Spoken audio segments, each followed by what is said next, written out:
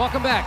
Now, no matter what language they speak, the delegates have to think on their feet when it comes to media interviews.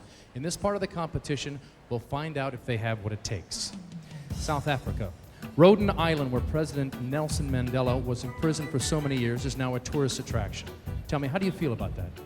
I think it's absolutely fabulous, as Robben Island has a lot of history of which we can show South Africa, we can show the rest of the world that we can live together in a united nation if we choose to. Thank you. Now tell me, what myth about your country would you like to wipe out?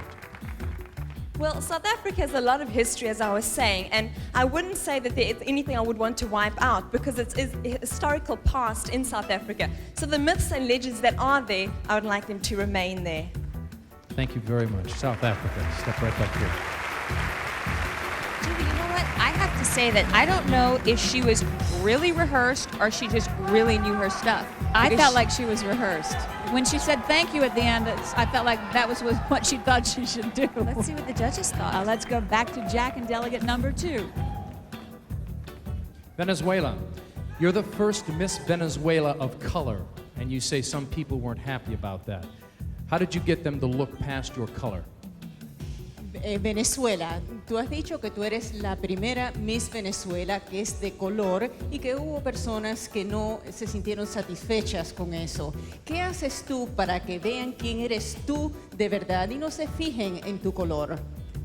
Pues siempre he pensado que la belleza es interna y no es externa.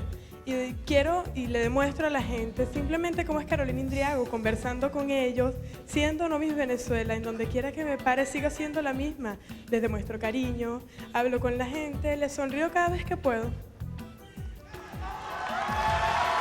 I've always thought that beauty is internal and not external. So what I do is I always try to be who I am, Carolina Indriago, in the way that I speak to people, in being warm-hearted with them, and that's the way that I do it. Venezuela. Right back at You know what? I have to say, Venezuelans are known to be hard, cold competitors. But this girl, She seems warm to me. has a very sweet I think side so. of And her.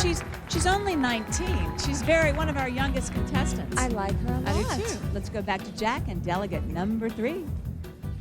You're the first delegate in the history of Miss Universe from Botswana. Now, aside from that, how would you like to be remembered? I'd like to be remembered as a pioneer for young women. I was also only one girl in my class in electronics. And I think I want to be remembered as a pioneer in the sense that I paved way for young women both in my country and throughout the world. You said that you'd like to be the first female president of your country. What would you do differently than the president of the United States? Whoa. A lot. Well, first thing is, I know that if I was president, I would definitely make education compulsory, especially in my countries where you get in rural areas. Some people are not going to school or starting school late. And I think if I was president, that's what I would make compulsory. But I think even the president of the United States caters for that as well. Thank you very much. Botswana, step right back up here. Dude, you're cute. I think she's adorable, and she's only 19 as well. I feel Really? like she's like 28 or 30 know years what? old. What could have been a very controversial answer or very risky answer, she pulled it off great. I think Went she with did. education. All right, Jack, delegate number 4, let's hear what she has to say.